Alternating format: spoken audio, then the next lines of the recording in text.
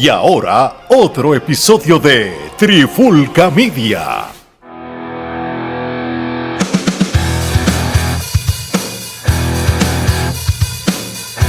Oye, Alex, Omar y Gerardo de Trifulca Media, bienvenido a un nuevo episodio de Trifulca Wrestling Podcast Interviews. Y ahora sí, mi gente, ahora sí vamos a dar la entrevista que todo el mundo estaba pidiendo. Vamos a hablar, no es nada que la gente no sepa, pero vamos a hacerlo a nuestro estilo.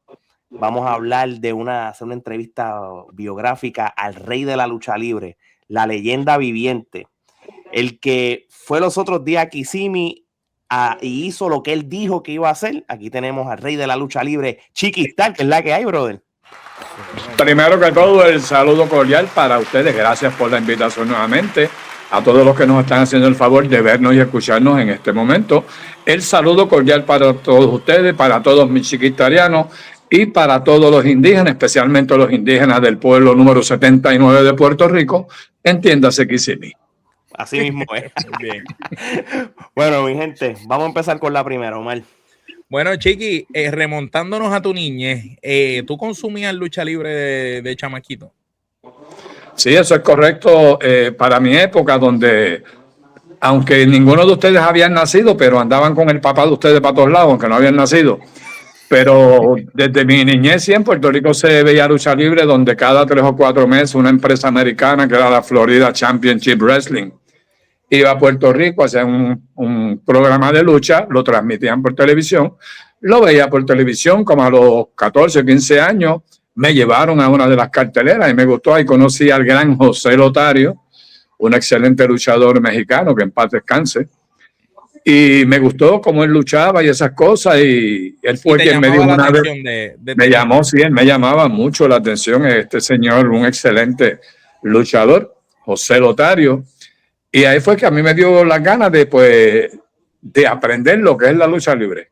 Claro, no pude hacerlo hasta más o menos ya para los 17 años, que es que yo comienzo a practicar la lucha libre profesional, pero a nivel aficionado o amateur, como le quieras llamar, donde mi maestro, mi mentor, el hombre que me metió en este revolú, se llama Ángelo Rivera, mejor conocido como el Profe, que es mi hermano, que llevamos una amistad ya más de 50 años juntos y íbamos para arriba y para abajo por donde quiera, pero mi niñez sí siempre me gustó la lucha libre, contestando tu pregunta. Brutal. Muy bien, Gerardo. Bueno, Chiqui, háblanos de tu experiencia en la AWF, ¿no? Desde tu punto de vista, ¿cómo fue esa experiencia, no? Pues fue una experiencia muy buena. Acuérdate que yo estaba comenzando para esa época. Fue una empresa excelente. Ahí estuve con Barrabá, con Alex Rodríguez, que le decían el Príncipe, a quien le envié un saludito, lo vi por ahí los otros días. Estaba el Cura Ayala, estaba el Profe, Barrabá, Huracán Castillo Padre. Había uno que era boxeador, se me olvida el nombre de él ahora mismo, que siempre estaba con nosotros. Y ahí fueron mis comienzos, ahí fue donde empecé a despuntar en la lucha libre profesional, me di a conocer. Ya pues antes de eso, pues yo luchaba en otras empresas. No voy a decir empresas independientes porque todas las empresas son independientes, incluyendo WWC, IWA, GCW, todas, porque si trabajaran en conjunto, pues no eran independientes. Pero ninguna trabaja en conjunto. Así que todas son individuales, independientes. Es verdad. Así que el invader número 1 se deje de la mierda esa de que no le gustaban los independientes y bla, bla, bla. Fue una historia buena, pero nunca causó mucha sensación. Es la realidad, o sea, es la verdad. Pero en AWF yo te diría que mis comienzos para esa época, y ahí fue que empecé a despuntar. Omar. Bueno, Chiqui, vamos a hablar de, tú visitaste Canadá y visitaste México junto con, ¿verdad? Con Ángelo, con el Profe, que tú lo mencionaste, que siempre estuvo ahí contigo desde que comenzaste a luchar.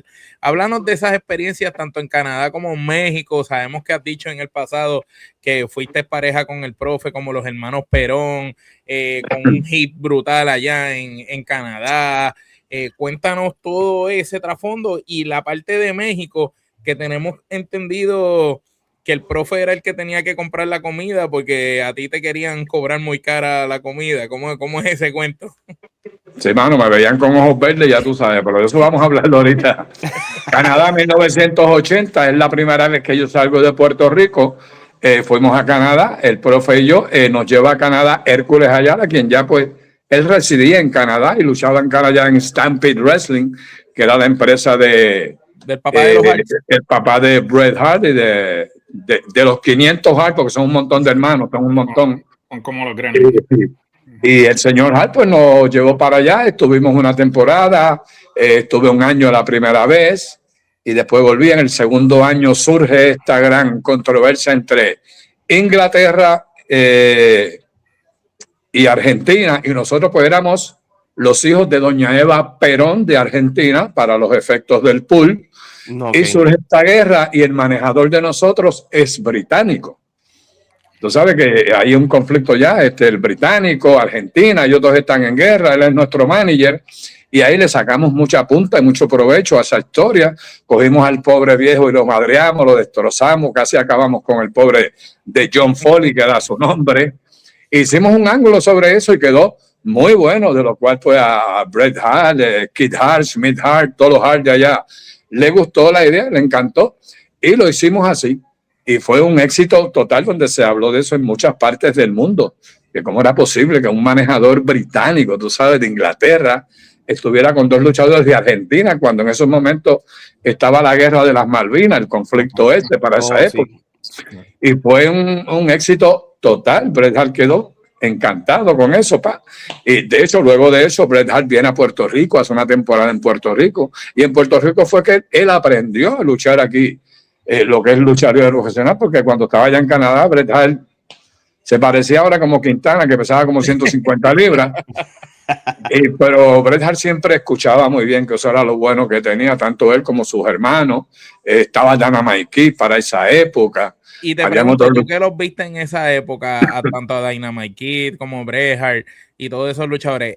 Desde temprana edad, se veía que ellos tenían un talento, como que tú podías decir que ellos iban a llegar lejos, o no se veía que iban a ser superestrellas así, o siempre lo tenían desde siempre. Sí, siempre tuvieron ese talento, especialmente Dynamite Kid.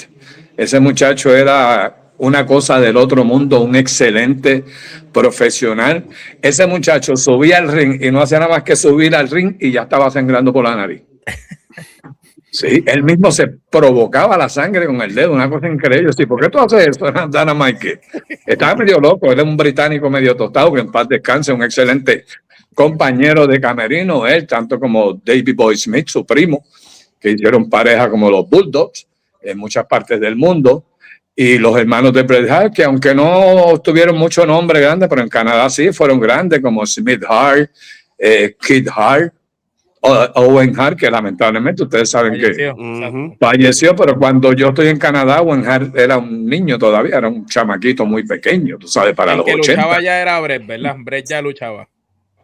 Sí, no, allá luchaban todos, luchaba Bret Hart, Smith Hart, Kid Hart, habían un montón, ellos eran 21 hermanos, ¿ok? 21 hermanos. Entre mujeres y hombres, sí, porque entre hombres y mujeres eran 21, ¿ok? Así que el señor Hart. Es que casita del señor Hart. Y casi todas las mujeres se casaron con luchadores. Eso es así. Así mismo es, para que tú veas. Pero fue una experiencia muy buena, maravillosa, y ahí seguimos cogiendo experiencias. Desde Canadá, pues regresamos a Puerto Rico. De Puerto Rico, pues volvemos al Caribe, seguimos luchando, vamos a México, como mencionaste. En México tuvimos una temporada muy buena, fue corta, pero fue muy buena, fue excelente. Y como tú dices, en México nos íbamos a turistear el día libre que teníamos, nos íbamos a pasear y me veían a mí rubio y de ojos azules y me querían cobrar de más porque pensaban que yo era un gringo. Entonces el profe, como tenía cara de mexicano, pues a él le cobraban menos. Y yo le decía, no, Ángelo, si vamos a comprar taco, pollo, lo que sea. Compra tú la comida. Tú lo compras, porque si pido yo nos vamos a arruinar. Pero fue una experiencia maravillosa, y es donde yo conozco al Perro Aguayo, al Mil Máscara, a Aníbal, los Misioneros de la Muerte, por mencionarte algunos de ellos de esa época. El hijo de Blue Demon. La máscara que usaba el profe y que después en una ocasión tú usaste, esa máscara, ¿ustedes la traen de allá de México o eso vino después? No, eso vino después. Ok. Eso vino después. Allá en México luchaban enmascarados, como hermanos enmascarados. Y era muy bueno, pero México para luchar es un sitio demasiado violento. Tienes que tener una condición física increíble. Una vez fuimos a luchar a un sitio que se llama Toluca y Pachuca. Y Pachuca, sí. Ahí, caminando nada más por el centro del pueblo, nos asfixiamos, caminando, mi hermano, de tan alto que de la elevación, sí. Por eso es que muchos boxeadores hacen sus prácticas y se acuartelan en esos sitios altos en México para adquirir mucha agilidad y fortaleza. Correcto, Sí, por el aire. En el DF y eso, que Sí. la altura es bastante fuerte. Pero México es precioso, una cosa increíble. Hay más oro en las calles que en los bancos. Estatuas de oro donde quiera que tú te metes. Hay un sitio que le llaman la Plaza Garibaldi, que hay miles y miles de mariachis. Hay muchos conjuntos de mariachi, de 12, 13, 15 mariachis. Y cada uno, pues, el patrón, le tocamos una canción, pam, pam. Y venían uno, empezaban, ¿a dónde está esa negra que la quiero ver? Aquí, tan, tan, y se acabó. 5 pesos, carnal. ¿Qué te pasa si no cantaste nada? Los segundos. No, muchachos. Se la saben todas. Entonces nosotros comíamos allá una comida que allá se llama menudo. Aquí le llaman mondongo. Allá menudo. Okay. Sí, pero era lo que comíamos porque era lo mejor que sabía allá en México. Porque en México allá todo es con pique. Hasta los dulces se los comen con pique. Pero al menudo también le echan pique. Lo que pasa que Sí, gracias también, a Dios, sí, al tuyo no. al tuyo no le echaron pique. Pero... No, Ángelo se saltaba porque a él le encantaba el pique. A mí no, el pique nunca me ha gustado mucho. Pero en México la pasamos muy bien, excelentes personas. Cuando estuvimos allá para el Consejo Mundial de Lucha de esa época, estamos hablando del 83, 84 más o menos. No, ok. ¿Nunca te dio con luchar en Japón? ¿O llegaste a ir para allá o algo? Sí, una vez me hicieron la invitación para Japón, pero fue en la época que ocurrió un evento grave aquí en Puerto Rico, en 1988. Ok. Y decidieron no enviarme a mí. No, ok. Pero te habían invitado. Por causas justas y que se pueden entender. Sí, sí. En algún momento se las explicaré. Sí, no, claro, claro. Para buen entendedor, pocas palabras. Eso es así, pero luché en muchas partes del mundo también, Centro, Suramérica. Nosotros luchamos hasta en África, mi hermano. Eso estuvo bueno. Johannesburgo, África. Mira para allá. Donde en cada cartelera que nos presentamos allá en África, no había ni una sola persona de color, ni una. Todos eran británicos, soviéticos, de otras partes de otras naciones, que eran rubios, blanquitos y de ojos azules. Sí, porque para eso estaba el apartheid todavía. Estaba... Sí, el apartheid estaba bien fuerte para esa época ya. Sí. Lo que es el racismo, para que entiendan. Sí, no, sí, eso nunca va, el racismo nunca va a terminar, lamentablemente, Sí. en este mundo. Eso es así. Nosotros en esta entrevista posiblemente vayamos adelante al tiempo, de momento vayamos atrás, así, dependiendo de las circunstancias. Yo sé Seguro que sí. Usted históricamente en los últimos años, usted ha hecho entrevistas a muchas personas y ha contado mucho de su experiencia en lo que fue la WWC, tanto hasta la misma película y todo. No obstante, por lo menos del caso mío, a mí me gustaría pues hablar un poquito de la IWA, ¿verdad? Aunque después vayamos otra vez a la WWC. Cuando usted hace el debut en la IWA, después que usted tuvo de muchos años en WWC, ¿verdad? La lealtad de la Capitol, como uno dice, ¿verdad? ¿Cómo llegó esa decisión a ir a la IWA? Y si fue fácil o no. Sí, ¿cómo se sintió después de tantos años de lealtad? Porque prácticamente dio un brinco grande a lo que es la competencia al principio de los 2000. Y que fuiste uno de los pilares de esa base de WWC, porque siempre, ¿verdad? Existía Carlos Colón, que era el héroe, y estabas tú como el villano. Porque hubieron muchos villanos, pero tú fuiste el más sobresaliente claro. de los villanos de todos los tiempos. Es así, acuérdate que de 1985 es que nace el villano más grande de la lucha libre, que es este servidor, el tipo más HP. Para los boricuas HP es un poquito rough, pero para las personas que piensan un poquito mejor, eso significa happy person, que todo el mundo no piensa igual. Pero yo sí era el más HP, 1985. Yo comienzo para ese entonces se llamaba Capital Sport. Yo comienzo en el 1983 hasta el año 2000, que es que me voy para la IWA, que es más o menos 2000 o 2001.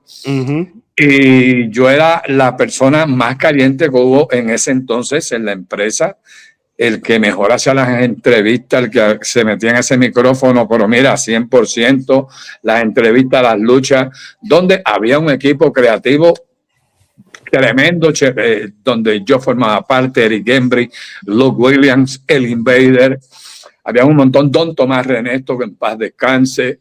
Había un excelente equipo y por eso fue que a mí se me dio esa oportunidad y yo la aproveché. Pues acuérdate que yo era el babyface, yo era el nene lindo en la industria de la lucha libre de Capitol, donde el final mío era mirar las luces y esperar que me contaran 1, 2 y 3. Hasta que me ofrecieron esa plaza, porque eso es como un recursos humanos, te llamo y mira, tenemos una plaza de manejador Y rudo. tuviste la oportunidad rápido, ¿verdad? Sí, aparte de mí se le hicieron la propuesta a otros candidatos, naturalmente. Me dijeron los pros y los contras de todo eso. Yo les dije, acepto, vamos para adelante. Y de ahí en adelante lo acepté y seguimos ahí en el 83, hasta que en el 85... En esa época, Chiqui, perdón que te interrumpa, en esa época Ajá. tú como manejador, esos luchadores que venían, te tocaba a ti bregar con ellos y todo, como que te decían, vas a estar hoy en la esquina de y tú tenías que establecer un tipo de relación con esa persona si no la conocías y llevarlo a la cancha quizás, porque no sabían, no eran de aquí, eran extranjeros la mayoría. Sí, eso es así. En muchas ocasiones sí, yo pasaba a donde ellos se estaban hospedando, yo los recogía, los llevaba, íbamos a las canchas. Muchas veces había una persona que se encargaba de recoger todos los luchadores rudos en una guagua y los babyface en otra guagua. Y llegaban hasta los distintos estadios o canchas o parques. Pero sí, yo entablaba una buena relación con todos ellos. Por ejemplo, un Stan Hansen, un Bruce Brody, un Abdullah the Butcher, los Pastores, por mencionarte algunos de ellos, tú sabes. La química tuya con Stan Hansen, por lo menos en esos videos del Sport Shop y las promos, eso es épico. Sí, era muy buena y tengo que decirte, cada vez que Stan Hansen o Sadik Steve Strong iban a luchar con Carlos Colón lloraba, decía, diablo, me jodí, porque los tipos eran brutos naturales. Eran unos anormales. No, cuando hablan de Strong Style, Stan Hansen está... No, Stan Hansen, lo que pasa es que Stan Hansen casi no veía y por eso es que era tan rough y tan bruto. No quería lastimar a nadie, pero lo hacía inconscientemente, tú sabes, Bueno. pues por su problema de visión que tenía. Pero yo me llevaba muy bien con ellos, me decían, mira, va a venir de Estados Unidos, fulano y tal, o de la India viene Gamasín, o de Estados Unidos viene fulano, o de Japón viene fulano, o Kendo Nagasaki, Mr. Pogo, el que fuera, y tú vas a ser su manejador. Y ahí entablábamos una amistad bien chévere. Y si yo tenía la oportunidad de recogerlos donde se estaban hospedando, los recogía, pasábamos todo el día, íbamos a la cancha, donde fuera, y después yo terminaba llevándolos a su lugar de vivienda. Eso es así. Brutal. Omar. Bueno, Chiqui, los chiquistarianos, ya que estamos hablando de IWA, cuando Ale te hizo la pregunta. Como ¿Cómo joden nacieron? esos nenes. ¿Cómo nacieron los chiquistarianos? ¿Cómo tú te conviertes en tener el primer, hasta donde yo creo es el primer club de fanáticos de lucha libre que se hicieron uniformes, que fueron fieles ferigreses como si fuera una religión, iban a todas las carteleras, todavía van con los uniformes, hacían coro, estaban pendientes y jodiendo desde la primera lucha hasta la última. Cruzacalle. Pancartas, cruzacalles, varias veces te han acompañado hasta en las entradas y cuando tú los ves, son personas que siempre frecuentan la lucha libre por años, décadas, te han seguido durante toda tu carrera, pero ¿cómo nace eso y cómo tú te sentiste cuando de momento tú dices, wow, una cosa es que te quieran, pero otra ya es, mira esta gente como están haciendo hasta camisa y todo? ¿Cómo se dio ese movimiento? Pues esto nace en el 2000, cuando yo ingreso a la IWA. Un grupo de estudiantes del recinto universitario de Mayagüez, un montón de químicos locos de estos que estaban estudiando allá, encabezados por Rafi de Aguadilla. A ellos es quien se le ocurre la idea de formar un grupo y se va a llamar los chiquistarianos. Y luego también le ponen la religión chiquistariana. Ahí es que surge esto, 1999, el año 2000, ellos me hacen el acercamiento, piden mi aprobación, yo les digo que sí, perfecto. Y como tú dices, fue el único grupo de fanáticos en formarse, apoyando a un luchador, haciendo sus propias camisas, sus propias promociones, que a los promotores les gustó tanto que en muchas ocasiones los envolvimos a ellos dentro de alguna lucha, algún ángulo que había, alguna cosa, y ellos se la vivían completamente. Y el más que gozaba en esto, ¿tú sabes quién eran? Los promotores, Vitín Quiñones, Jovica, porque cada vez que había un evento estelar grande, las 400, 500 sillas de ringside que habían, las compraban todos los secretarianos. Y tú lo ves ahí en primera fila. Y la cerveza y lo que vacilaban, ellos eran parte de la acción de la lucha libre, porque ellos agitaban al público, se formaban hasta unas peleas. Una vez Ricky Bandera hizo un grupo también de personas que eran los Mesías o algo así, creo que se llamaban. Y ellos se ponían a discutir entre sí. La gente decía, diablo, ya estos dos se van a entrar a galletas, estas dos organizaciones. Sí, porque verdad que hubo como un roce hablando de IWA entre tú y Ricky Bandera, porque tú eras el dios de la lucha libre y él venía siendo como el Mesías, que hasta cierto punto tiene correlación contigo. Eso es así, y así lo trabajamos de esa forma, donde ellos también se enfrentaban cara a cara y formaban peleas entre ellos mismos dentro de los estadios, de los coliseos, donde fuera. Es que y eso atraía más personas. Sí, cambió la dinámica de la interacción del público. Sí, entre ambos grupos. Yo me acuerdo en el Quijote Morales, o sea, como si fuera ayer, que obviamente era una lucha de Benoit y Jericho, pero Benoit y Jericho pasó a segundo plano porque los chiquitarianos se quedaron con aquello. Eso es así. La dinámica y es correcto.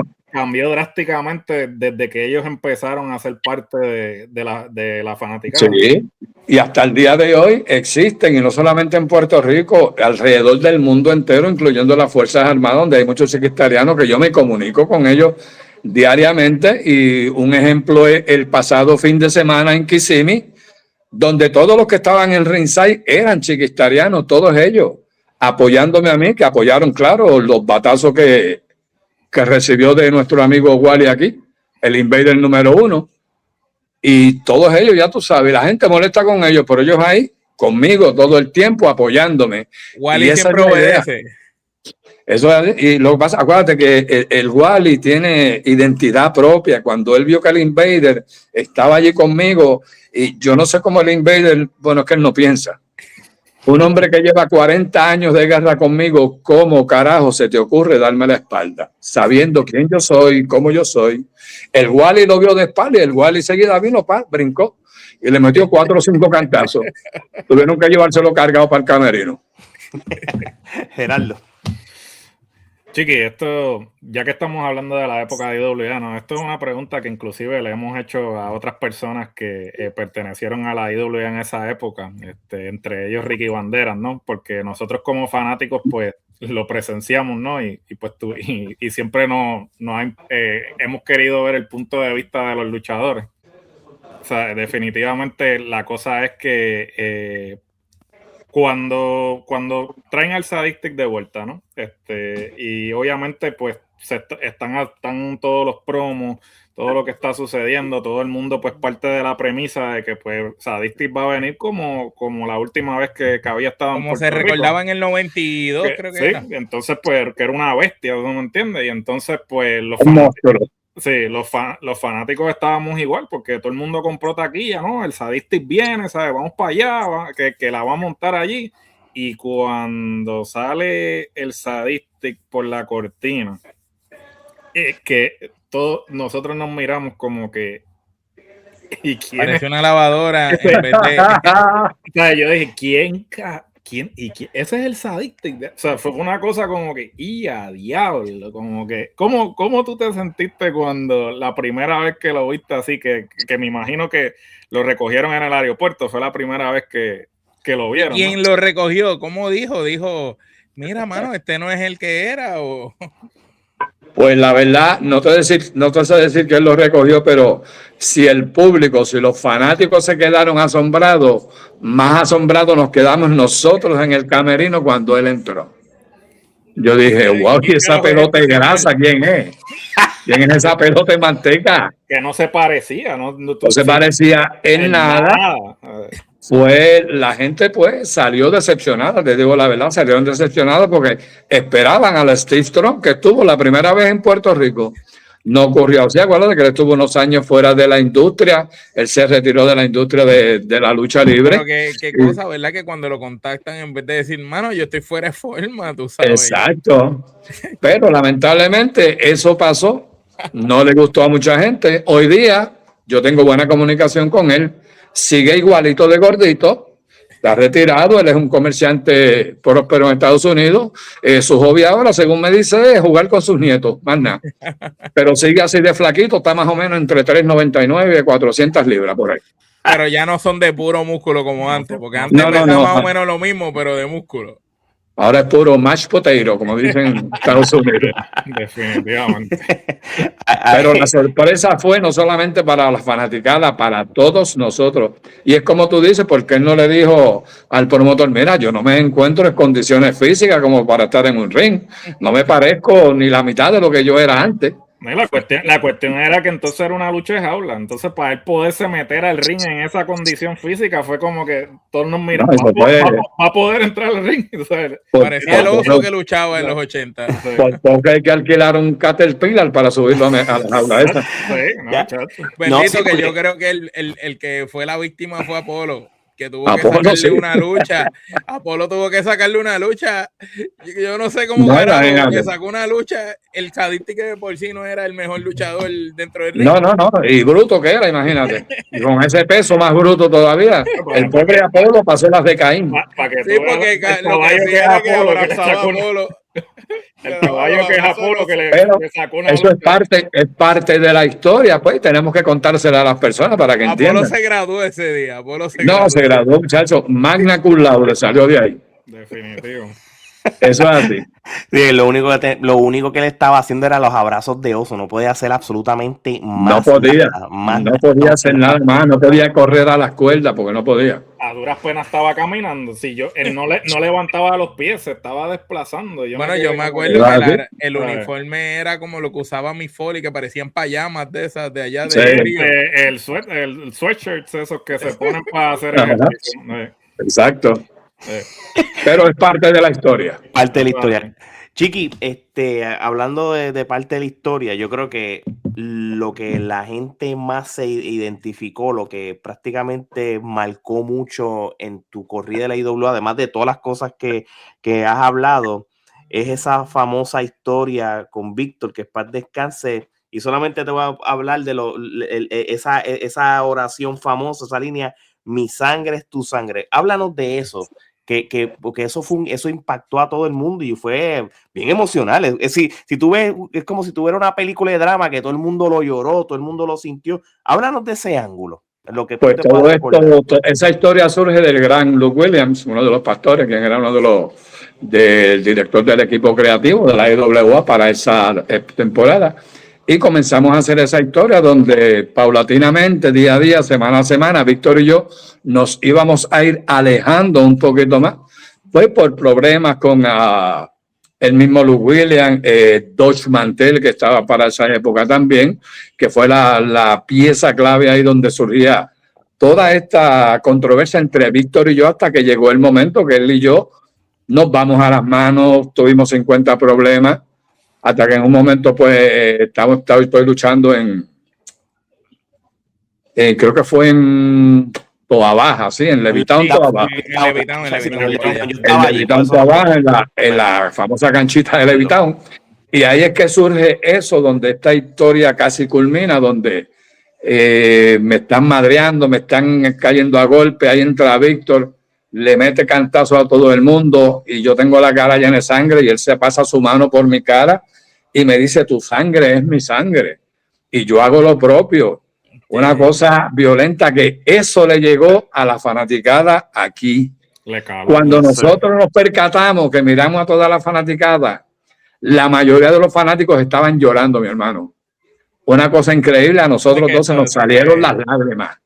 ¿Ok? De lo que pasó ahí, porque una historia bien hecha. Antes de eso se hizo de esa misma historia donde llega la policía, se llevan a Víctor arrestado, Vitín tiene que intervenir.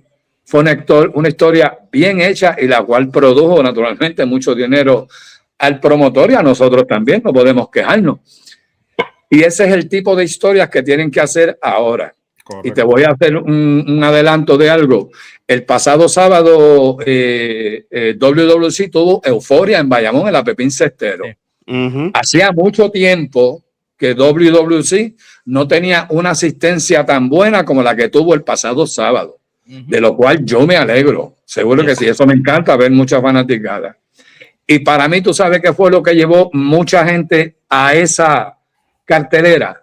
No fue la pelea de Cali con Rey González. Intelecto y Sayón, con los papás.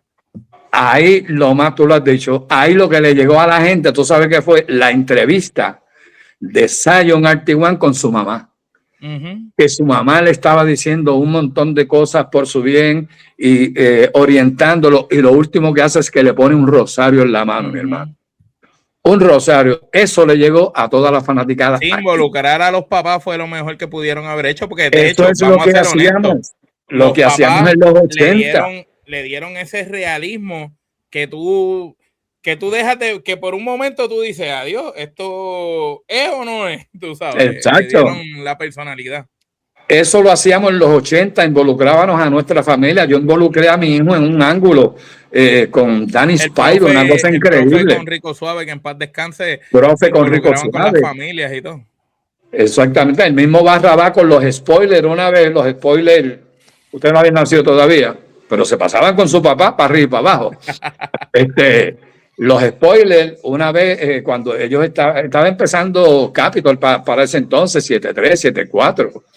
Los spoilers iban a luchar en pareja, no me acuerdo con quiénes eran, y la esposa del spoiler 1 estaba embarazada. Llevan a la esposa del spoiler número 1 a la entrevista y entra Barrabás y le da una patada en la barriga a la esposa del spoiler 1. Wow. Ahí se la llevan para el hospital, le dan dolores y la muchacha pare ese mismo día. Wow. Y ahí se hizo una historia echándole la culpa a Barrabás, un montón de cosas. Y fue un éxito total porque hay que involucrar a las familias en esta industria. Bueno, todavía, la madre que diga que esto es un deporte. Lo de Conan, cuando le metió el guitarrazo a Stacy, eso Conan también, cuando era verdad. Le rajó la cabeza a Stacy, pero raja, ¿ok? Le metió un guitarrazo. De amacho, como dicen en México. Y eso hay que involucrar. Le preguntan a Conan por eso. Sí, hasta el sol de hoy le preguntan. Sí, él le preguntan. Sí. Y él lo dice. Esa noche en Humacao hubo que llamar la fuerza de choque para poder sacarlo de allí. Sí, querían matar allí. Lo querían matar. Y acuérdate que el fanático de Boricua es un fanático un poco violento, le gusta la violencia, le gusta la acción, le gusta ver la sangre, el tubazo, la lucha de jaula, la lucha de alambres de púa, luchas a muerte, lucha amarrado por el pescuezo. Ese es el tipo de lucha que le gusta al boricua. Al mexicano el tipo de lucha que le gusta es la lucha aérea. Correcto. Muy diferente. Que aquí al boricua no le gusta mucho, tú sabes. Exacto. Aquí al boricua le gusta el cantazo, la patada, el batazo, el puño, el cuartonazo. Y aquí les gustan las historias. Tú lo has dicho. Qué bueno que tú haces ese comentario porque muchos de los luchadores en la actualidad dicen, en especial los jóvenes, dilo. En especial los jóvenes, no, voy a generalizar, ¿no? La nueva generación, vamos a decirlo así. Sí, la nueva generación, cuando uno hace un comentario relacionado precisamente a eso, a que en Puerto Rico lo que venden son las historias, no importa que tú hagas 7 Canadian Destroyer, 10 450, el Frog Splash, tú puedes hacer 20,000 de esas cosas, pero si tú no capturas la atención del público, no estás haciendo nada. Entonces la gente, o sea, muchos de estos luchadores a veces se molestan, pero uno lo que le está diciendo, uno como espectador, porque nosotros lo estamos hablando desde la perspectiva del espectador, ¿sabes? Y tú mismo lo acabas de decir, o sea, en Puerto Rico, el fanático de puertorriqueño es bien particular, ¿sabes? Y entonces las personas han tratado de implementar un estilo de lucha como las independientes, que todas son independientes en los Estados Unidos, y no ha funcionado por el simple hecho de que el puertorriqueño tiene un estilo de lucha en particular y eso es lo que le tienes que ofrecer. Si no le ofreces eso, pues entonces no espere audiencia. Y volvemos a lo mismo de Euforia este sábado. Mira cómo estuvo la asistencia por la buena historia que hicieron con Zion Intelecto y los papás.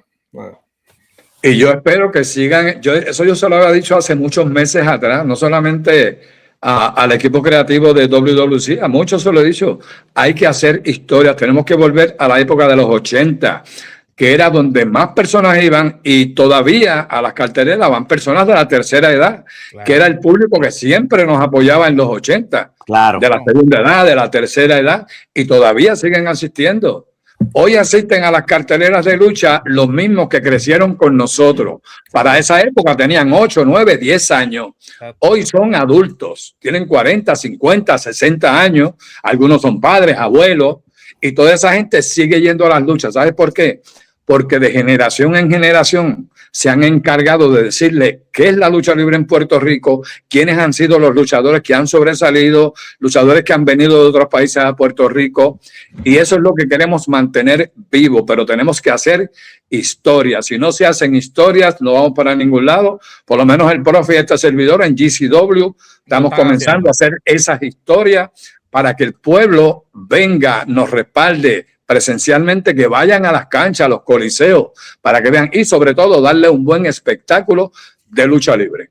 Así tiene que ser. Pero, uno puede llevar el caballo al agua, al río, pero no puede hacer que se tome el agua. O sea, las personas, como tú mencionaste anteriormente, los jóvenes tienen que estar dispuestos a escuchar. O sea, y muchas personas, muchos no quieren. O sea, el ego no los deja ver más allá. O sea, y lamentablemente por eso. Pero lo tienen que hacer.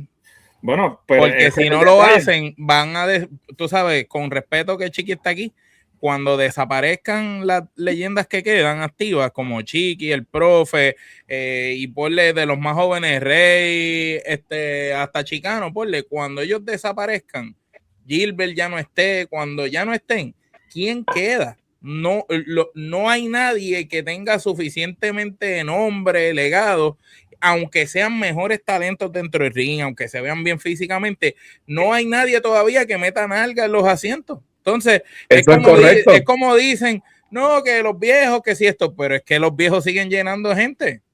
Los viejos, así mismo tú lo has dicho. Los viejos venden todavía porque los nuevos nunca se procuraron en llegar a donde estaban los viejos. Y eso es así. Y el problema de esto es, a veces el profe y yo, que somos los únicos dos que quedamos de esa época de los 70 activos, somos los únicos dos que quedamos, que nos subimos al ring y damos patadas y puños y todo lo que sea. Muchos de la nueva generación, de estos muchachitos de cristal que no quieren escuchar, nosotros pues ya no nos chavamos la vida, no quieres escuchar, ese es tu problema, tú sabes. Nosotros te damos el consejo de gratis, te damos la orientación, pero si tú no quieres escuchar y cerrar el hocico, no vas a llegar a ningún lado, porque tú eres fuerte, tienes una cara bonita o eres hijo de fulano, tú quieres ser campeón en 2 semanas, no, esto no funciona de esa manera. Eso no es así. Tú, Chiqui, que tuviste que pasar años, por un proceso como si fueras novato cuando ya tú llevabas años luchando. Tú sabes los años que yo tuve que esperar para considerarme alguien importante en la industria de la lucha libre y de ahí en adelante seguir creciendo. ¿Sabes por qué? Porque mi profesor, el profe, lo primero que me dijo, él y su tío Chino Reyes, que en paz descanse, que luchaba, tú tienes que hacer 2 cosas, Chiqui. Número 1, abrir el oído, y número 2, cerrar la boca. Tú vas a hablar cuando se te diga que habla, y dentro de 30 o 40 años tú vas a ser una superestrella, un icon y una leyenda, y al día de hoy lo he conseguido gracias a toda la fanaticada, gracias a todos ustedes que nos están viendo en este momento, que nos han patrocinado por más de 5 décadas. ¿Por qué? Porque hemos hecho las cosas como son. Hay muchos que no lo han hecho, hay otros que lo han hecho y van en buen camino, Chicano, Ricky Bandera, Apolo, Sabio Vega, que es de los más viejos después de nosotros, Miguelito Pérez, por mencionarte algunos que están ahí y van a llegar. Gilbert va a llegar muy lejos. Y tú sabes quién es uno que puede llegar muy lejos, que tiene un excelente talento, a veces medio cariduro, y te estoy hablando de Quintana. Sí. Ese muchacho va a llegar muy lejos porque tiene un interés, tiene la diplomacia de un profesional. De la vieja generación. Tiene hambre de triunfar. Él pregunta, que es lo más importante, ¿ok? Él pregunta, observa y si tiene duda, vuelve y pregunta. que no son muchos los que hacen eso. A veces tú le dices a un muchacho de la nueva generación, mira, debiste hacer esto aquí. Ay, váyase para el carajo, viejo mamá. Tú eres una momia. Y lo más importante nos ha pasado, es que el nos ha pasado. Tiene micrófono el chamaco, o sea, y eso es lo más Y importante. se expresa muy bien, al igual que Gilbert. Gilbert yo entiendo que va a llegar muy lejos en esta industria. Es muy bien el micrófono, un excelente luchador, sabe hacer las cosas muy bien, siempre está buscando la opinión de nosotros, los que tenemos más experiencia. Y eso es lo que yo les recomiendo a todos los de la nueva generación. Miren, a mí me pueden llamar a cualquier hora. Yo casi no duermo y ahora menos, que me paso metido en las redes sociales hablando estupideces, tú sabes. Pero esa es la idea. Yo lo que quiero es enseñarles a ellos cómo es que tú puedes llegar a ser alguien importante, que el público dentro de 30, 40 años, que los niños te vean en la calle y mira, ese es fulano de tal. Un niño que nunca te vio luchar. Pero sus padres, generación en generación, le hablaron de ti. Y por eso es que hoy día muchos niños nos conocen. Claro. Chiqui, hablando de personas que sí escuchaban, que en paz descanse, Víctor de Bodigal, lo mencionaron nuevamente, ¿qué tan cercano para, verdad, las personas que lo duden, qué tan cercano tú y Víctor eran y, verdad, cómo fue el proceso de Víctor entrar, verdad, prácticamente como tu acompañante, como tu seguridad, luego de haber estado en la seguridad de WWC, pero él entra como el bodyguard tuyo y después poco a poco se convirtió en tu pareja luchística y cuando van a IWA, Víctor despunta y tiene una gran carrera como solista también, a pesar de que estaban juntos ustedes allá. Pues la historia comienza en los 80 también, donde el papá de Víctor, Hila, que en paz descanse, ese era su nombre, Hila, era el director de la seguridad de Capitol para ese entonces, y Víctor ya era un jovencito, 16, 17 años, qué sé yo, y él era uno de los guardias de seguridad y siempre estaba muy pendiente, estaba en el camerino y estaba con nosotros, a veces nos hacía preguntas, y nosotros luego de estudiarlo durante varios años, vimos que Víctor pues fue creciendo, estaba grandote, y le dijimos, ¿te gustaría ser luchador profesional? Y él nos dijo que sí. El profe y yo nos encargamos de darle los primeros pasos, lo tuvimos ahí, lo llevábamos al palo, pero él no fallaba, era igual que yo, que no fallaba un solo día cuando empecé, y esa es una buena técnica. Hasta que por fin lo logramos, lo graduamos como luchador profesional, vamos a Recreación y Deporte, le sacamos su primera licencia, el muchacho ya tú sabes, contento. Y hablamos con Víctor Llovica y los promotores y le dijimos que le dieran una oportunidad a Víctor, que lo dieran, que le hicieran un tryout a ver cómo funcionaba. Se le da el tryout y Víctor se comió a todo el público. Ahí empezó su carrera, a Víctor Llovica le gustó, a los promotores, a los del equipo creativo le gustó. Y ahí es que comienzan a subir a Víctor hasta que lo ponen conmigo como guardaespaldas. Lo ponen como guardaespaldas y es que surge el famoso Chiqui Star Sport Shop. Eso es una creación de Hugo Sabinovich y servidor. Oye, esa era otra pregunta que también teníamos por ahí. ¿Cómo surge la famosa sección de Chiqui Star Sport Shop, que se convirtió en la sección más importante de la lucha libre al día de hoy? Todavía es recordada y los clips siempre están por ahí. Pues eso surge en una conversación que tuvimos Hugo y yo a puerta cerrada. Víctor estaba con nosotros y estábamos hablando. Para esa época el programa empezó como a decaer un poco y yo le digo a Hugo, ¿y por qué no enlazamos como una sección dentro del programa de la lucha libre para darle un poquito más de valor para que la gente lo vea? Y me dice, coño, Chiqui, esa es buena idea. ¿Qué tú crees que se puede hacer? Bueno, si me quieres utilizar a mí, yo puedo ser, yo hablo muy bien en el micrófono, yo puedo hablar, estoy de rudo, tú sabes, y eso puede atraer mucho a público, donde todo lo que me diga mi invitado, yo voy a decir lo contrario, siempre y cuando este invitado sea babyface. Y así fue que lo hicimos, y él me dice, ¿pero qué nombre le vamos a poner? Y él me dice, pues vamos a ponerle el Chiqui Star Sport Shop. Brutal. Perfecto, allá él hizo el dibujo ese que aparece de mi careta con la estrellita y todas esas cosas. Y lo comenzamos y fue un éxito desde el primer día. Donde sale Víctor de Bodyguard ahí. Víctor es el que me presenta, como ustedes pueden ver en los primeros programas, que decía aquí mi jefe, Chiqui Star. Y ahí llega el invitado y ya ustedes saben si era babyface, si él decía que esto era blanco y yo decía, no, eso es colorado. Llevándole la contraria todo el tiempo y eso a los fanáticos le molestaba de una manera increíble, ¿ok? Decía, pero mira este prepotente que se cree este trapo, muchacho. Y cómo se construyeron ángulos icónicos ahí, porque ese ángulo de Stan Hansen con Carlos Colón, la gente lo que se acuerda no es de la lucha de ellos, es No, de la no. entrevista en el Chiquita Exacto. Shop y la paliza que le dan. La paliza que le da, que lo amarra como si fuera una vaca, tú sabes. Como una novilla, Como una novilla.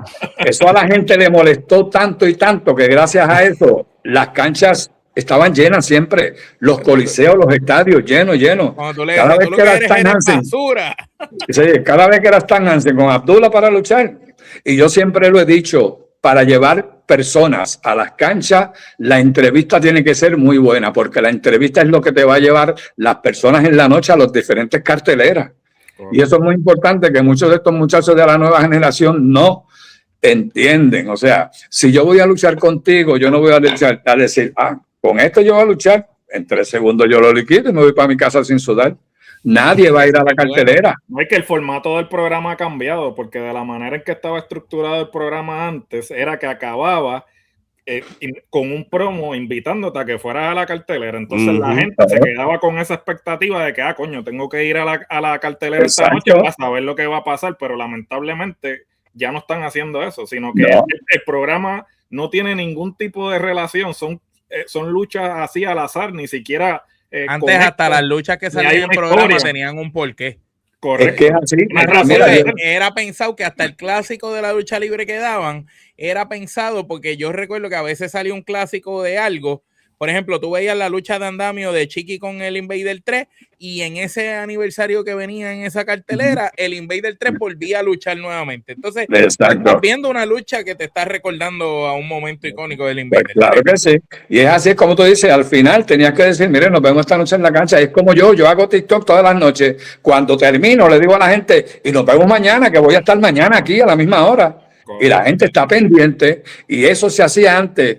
Y esta noche yo los espero a todos allí en la cancha. Y en todas las entrevistas había que decir eso. Esta noche en la cancha. Y como te dije, si yo voy a luchar contigo, mire, yo tengo que ponerte a ti acá arriba. Aunque tú seas una mierda. Pero decir que es un tremendo luchador, que está preparado, que tiene toda la experiencia, que es el campeón, pero yo voy a quitarle ese campeonato. Sé que va a ser muy difícil porque él tiene todas las herramientas. Aunque sea una mierda el tipo. Pero la gente va a ir a ver eso. Porque ellos van a ver qué va a pasar. Y así es la historia. Había que hacer historia. Yo siempre lo he dicho, esto es como la novela. Cuando las novelas las daban antes, en el momento más importante ahí, ¡pop!, se acabó. Si quieres ver algo más, tienes que esperar a mañana. Así era la lucha. ¿Quieres ver algo más interesante de lo que pasó esta noche? Tienes que esperar a la próxima semana. Y yo siempre, cuando eran así en las canchas, que luchaba, por ejemplo, con el Invader, una descalificación. ¿A ustedes quieren que yo le rompa la cara a este aquí? ¿Que se la rompa ahora mismo? Y todo el mundo, sí. Tiene que esperar la semana que viene. No va a ser hoy. Exacto. Y esa era la idea, porque había que continuar con la historia. Así como si la gente te cogiera ese odio, porque cuando tú hacías el amague que ibas a entrar al ring, la gente, va a entrar, y de momento tú decías, no, ustedes no valen la pena, este pueblo es una mierda, me voy para allá. La gente es así. Y una cosa muy importante que muchos no hacen, tú tienes que trabajar con el público, tienes que involucrar al público, porque al público le encanta. Que alguien te dio un canto de palo, cógelo. Que alguien te dio una cojea, ve dónde hay, cógelo.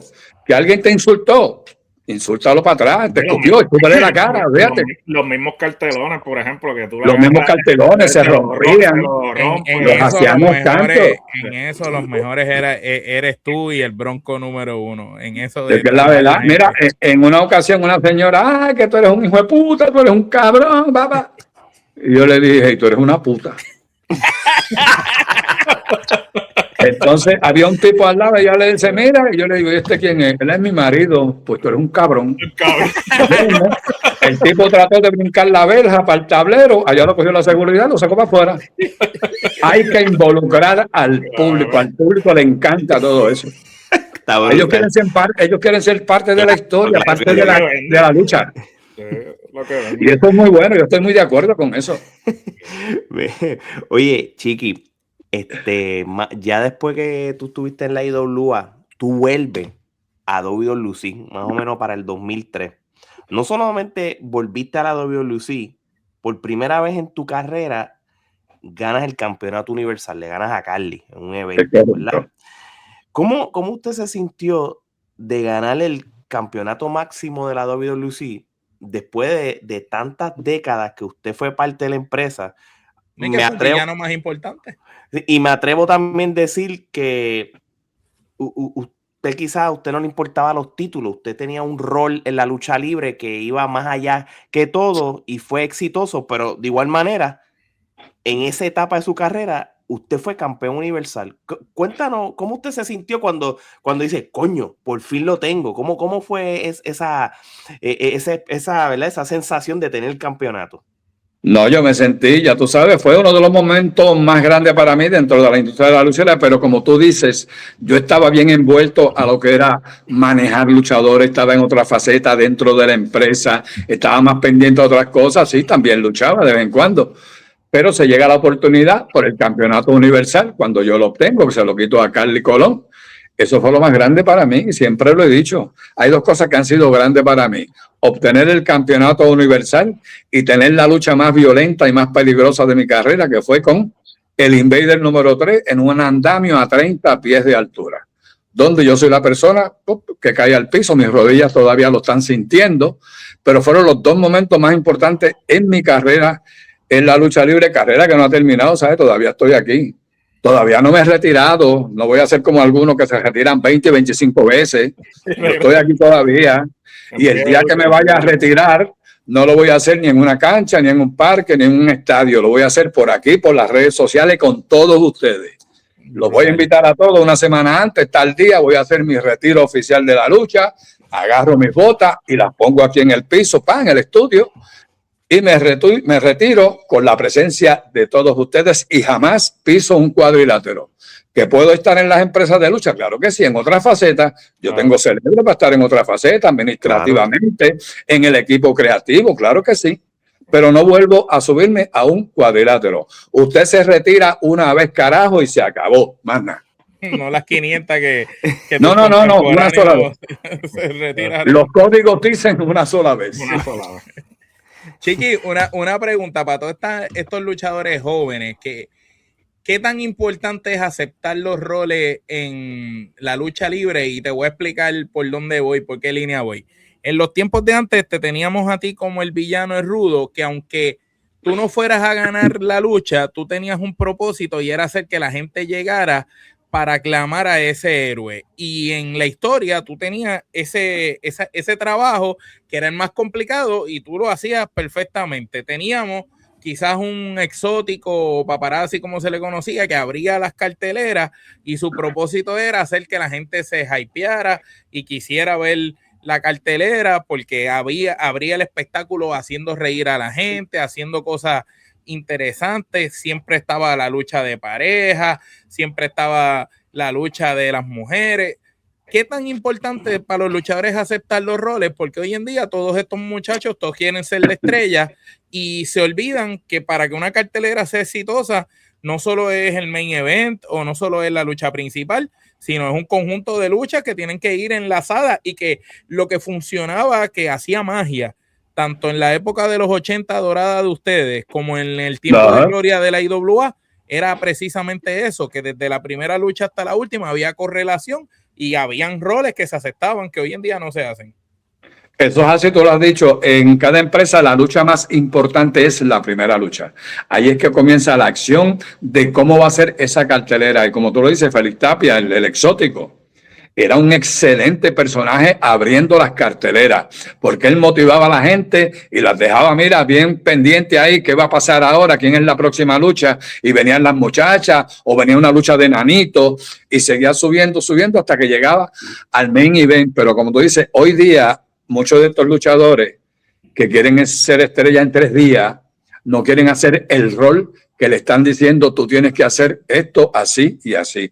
Este va a ser tu personaje, tú vas a actuar de esta manera y vas a dar lo mejor de ti para que tu lucha, la próxima que venga, siga en ascenso. Muchos se olvidan de eso, muchos han dañado luchas. En medio de la mitad de la lucha la dañan, la cagan, la riegan, vamos a decirlo de esa manera, y no quieren hacer el trabajo que se les dice que tú tienes que hacer como profesional de esta industria de la lucha libre. Y lamentablemente eso ha pasado toda la vida.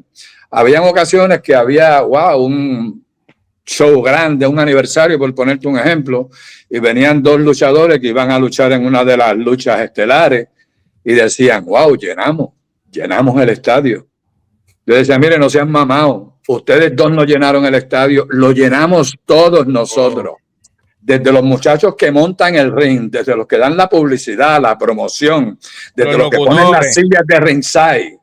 Todos somos un equipo de trabajo. No somos ustedes todos nada más pelotas de mamao. Somos un equipo completo desde la primera lucha hasta la última. Correcto. Sí, es verdad. Es un andamiaje. O sea, todo es parte de... O sea, Es un equipo. De un equipo para que sea exitosa la cartelera, porque pues realmente la gente va precisamente por eso. Y técnicamente esa es otra cosa que se ha perdido de la lucha libre, y lo digo a nivel mundial. ¿Sabes? Antes, desde la primera lucha hasta el evento estelar, cada lucha tenía una historia. ¿Sabes? Es correcto. Aunque fuera la primera lucha, tú estabas involucrado porque tú sabes, coño, estos tienen historia. La semana pasada se tuvieron un encontronazo. ¿Sabes? Pues, lo del Golden Boy de Chiqui, que lo del Golden Boy, eso lo trabajaron tan brutal que Chiqui salía entrevistando y el Golden Boy al lado y la ley ahí y le decía, yo sé que eres tú, y Chiqui, yo, pero mira el Golden Boy aquí. Pues el Golden Boy en una ocasión vestíamos al exótico, en otra ocasión tuvimos que vestir hasta Agustín, el director de televisión. A Agustín le pusimos la careta. Y son cosas porque son las historias y la gente dice, pero mira qué tipo más tráfala. Si ese no es el Golden Boy es él. Y yo estoy al lado de Agustín, tú sabes. La gente dice, ese tipo, y por eso, y tú le decías a la gente, mire, ustedes quieren saber quién es Golden Boy, vayan esta noche al estadio porque ustedes lo conozcan. Bien, y así lo hacíamos. Esa historia. Eran historias muy buenas, historias creíbles, historias que ustedes saben que se trabajaron por años y años. Abdullah de Butcher y Carlos Colón, una historia de 30 años. El Invader y este servidor, una historia de 40 años, que funcionó durante 40 años hasta la semana pasada en Kissimmee. Ya yo cerré el capítulo, si él no lo cerró, ese es su problema. Ya yo no quiero saber más del Invader, ya no me interesa tener una última lucha con él, ya eso pasó a la historia. Yo estuve más de 12 años pidiendo esa última lucha y él siempre decía que no. Se le hizo el ofrecimiento para varios aniversarios para hacer esa última lucha y siempre dijo que no, porque él decía, Chiqui Star hizo eso en Facebook por allá con una página de lucha libre y no contó conmigo. Mire, váyase para el carajo, compadre, no tengo que contar con usted para nada. Hello. Mira, ¿y es la verdad? No, claro. Vamos ahora a una sección que Gerardo hace, se llama el toma y dame. Vamos arriba. Él va a decir el nombre de una persona y con una sola palabra usted va a decir lo que siente. Palabra o frase. Vale. ¿Y por qué hacemos la salvedad? Porque esta sección puede durar 1 minuto como puede durar 3 horas. Dependiendo. Okay. Willy Urbina nos hizo una anécdota, un podcast por cada uno. Saludos a Willy, te queremos, Willy. Saludos a Willy, pero por cada nombre nos dio una anécdota. El hombre hacemos la salvedad. No, Willy es único, como Willy no hay dos. Ese tiene unas historias brutales, esa es una enciclopedia. Sí. Bueno, eso es así. Esta es la versión del ping-pong de nosotros. Nosotros le decimos el toma y dame y consiste en eso. Comenzamos. El profe. Vamos allá. Maestro. TNT o Sabio Vega. Estudiante. Carlos Colón. Profesional. El Invader número 3. Excelente. Hércules Ayala. Wow. Hermano. Barrabás. Amigo. Rey González. Buen luchador. Don José Miguel Pérez Padre. Una gloria. Huracán Castillo Padre. Otra excelente gloria. Huracán Castillo Jr. Wow. Buenísimo. Miguelito Pérez. ¿Qué te digo de Miguelito? Morón. Sí. No es culpa de él, de hecho, no es culpa de él que sea así. Ricky Banderas. Ricky Bandera, un hijo. El León Apolo. Otro hijo. Otro hijo. Medio malcriado a veces, pero Pero no deja de ser lío. Pero no, no, hay que quererlo. familia es familia y cariño es cariño. Eso es. Víctor de Bodyguard. Wow. Hermano, compadre, colega, todo. Y para culminar, y no menos, Quintana. Proyección. Me gusta esa palabra. Muy buena palabra. Escúchalo, Quintana, proyección. Tienes el talento, despliega lo que tú puedes. Brutal. Muy bien. Bueno, Quintana, si se le propone, puede ser la cara de la GCW. Correcto. Nosotros hicimos unos episodios, Chiqui. Si no tienen la oportunidad, se los recomiendo. Hicimos como 3 episodios hablando de diferentes compañías de lucha libre en Puerto Rico. Y simplemente qué debe hacer X compañía para que tengan un 2026 exitoso. Y hablamos de... Sí, yo lo vi ya. Sí, y excelente, ya yo lo vi. Gracias por verlo. Y Sí. el de GCW enfocamos mucho eso de Quintana porque Sí. tiene Hablaron muy bien. Gracias por su feedback, lo cogemos con mucho Creemos aprecio. que ese muchacho tiene todas las habilidades, como bien lo menciona usted, para convertirse en una estrella, y aún sin ser la cara de la empresa, se ha vuelto de los jóvenes, fuera de las leyendas que ya están, que son conocidos, se ha vuelto en la persona más importante de la empresa. De los jóvenes, cuando tú hablas de la Ground Zero Wrestling, la persona que tú piensas, sacando a Profe y a usted, que son las leyendas, es a ese muchacho, porque tú lo has visto por ahí, lo has visto en los programas, él hace su propio programa, se hace notar, hace la asignación de hacerse notar, y eso es algo tan importante que nosotros pensamos que ese muchacho en poco tiempo va a seguir despuntando y va a ser la cara de esa empresa. Pero volvemos a lo de los roles. Él está dispuesto a aceptar su rol. O sea, no será la cara de la empresa, pero ha causado más ruido que las caras. Con el rol que le asignaron que el que era campeón, porque vamos a ser sinceros. O sea, si tú preguntas quién es el campeón de la GCW, probablemente la mitad de la audiencia no va a saber quién es. No saben quién es, pero tú le preguntas por Quintana y saben quién es Quintana. Saben quién es. Sí. Porque él se ha dado a conocer, se está vendiendo muy bien. Esto le llaman marketing. El muchacho sabe y hay que dársela. Así mismo es. Omar, vamos para la penúltima pregunta. Chiqui, vamos arriba. Chiqui, tú lo mencionaste que cuando tú te vayas a retirar, tú lo vas a hacer una sola vez y punto. Pero cuando llegue ese día, ¿cuál quieres que sea el legado que tú dejes para todo ese público que te ha seguido durante tantos años y también todos esos jóvenes luchadores que han tenido la oportunidad de tenerte y ver y aprender de un maestro como tú? El legado que yo dejaría para los sucesores que vienen detrás de mí, para toda la fanaticada, es que el luchador profesional se entregue totalmente al público, porque gracias al público es que existe cada uno de nosotros, cada luchador, no solamente en la industria de la lucha libre, en cualquier cosa que sea, cualquier deporte, en las artes, en la empresa. El ser humano es la materia prima, la materia gris de todo.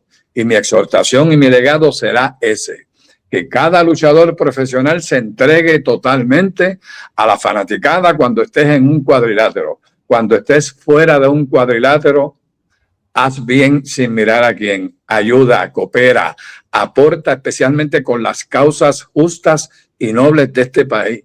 Si alguien te llama de una organización benéfica, ve, porque tu presencia es bien importante, como lo ha hecho este servidor y lo seguiré haciendo por años mientras Dios me dé la fortaleza, como lo hacemos todos los años en la gran caminata que hacemos contra el cáncer en el pueblo de Arecibo que se llama Yo Camino por Ti, la hacemos todos los años, coordinada por la Policía de Puerto Rico, de Arecibo específicamente, del Departamento de Patrullas de Carretera. Y estamos todos los años. Donde quiera que me llaman, voy a hospitales, visito enfermos, hago obra. Lo que pasa es que yo me quedo callado. A mí no me importa que la gente se entere de lo que yo hago.